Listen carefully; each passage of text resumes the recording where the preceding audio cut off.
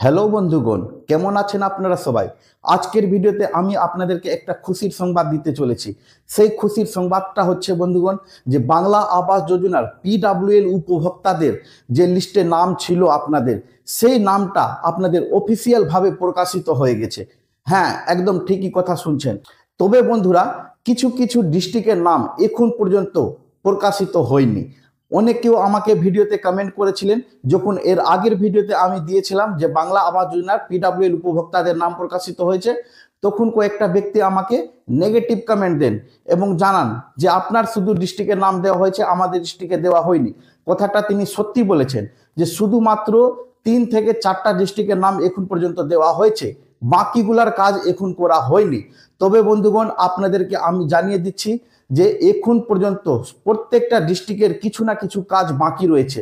সেইগুলা আপনারা 15 তারিখের পর থেকে আপনারা নিজের নিজের মোবাইল স্ক্রিনে দেখতে পাবেন। কিভাবে আপনারা এই কাজটা করবেন, অর্থাৎ কিভাবে আপনারা মোবাইল দিয়ে চেক করবেন, সেই জিনিসটা আজকের ভিডিওতে আমি আপনাদেরকে জানিয়ে দিব। তো বন্ধুগণ, আপনারা নিজের নিজের মোবাইলে আপনাদের নাম কিভাবে দেখতে পাবেন সেই পদ্ধতিটা আপনাদেরকে দেখিয়ে দিচ্ছি। তো দেখে নিব আমরা সেই পদ্ধতি। তো বন্ধুগণ, সবচেয়ে প্রথম চলে আসবেন গুগলে, আর গুগলে এসে সার্চ করবেন নিজের নিজের ডিস্ট্রিক্টের নাম। আমি এখানে মালদা ডিস্ট্রিক্টের যেহেতু লিস্ট এখন প্রকাশিত হয়েছে, তাই আমি মালদা ডিস্ট্রিক্টের লিস্টের নামটা আপনাদেরকে দেখিয়ে দিচ্ছি। আপনাদের কাছে এভাবে কিন্তু ডিস্ট্রিক্টের নামটা খুলে যাবে। আপনি যে ডিস্ট্রিক্টের থাকেন না কেন, সেই ডিস্ট্রিক্টের নামটাই কিন্তু সার্চ করবেন, আর সেই ডিস্ট্রিক্টটাই এভাবে লেখা থাকবে, সেখানে সার্চ করবেন। ক্লিক করার পর আপনাদের কাছে একটা নতুন ড্যাশবোর্ড খুলবে।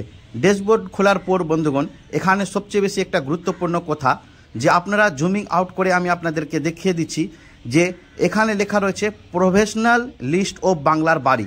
এই কথাটা যদি আপনাদের ডিস্ট্রিক্টের নাম থাকে, তাহলে ভাববেন যে আপনাদের ডিস্ট্রিক্টে লিস্টের নাম দিয়েছে, না হলে লিস্টের নাম দেয়নি।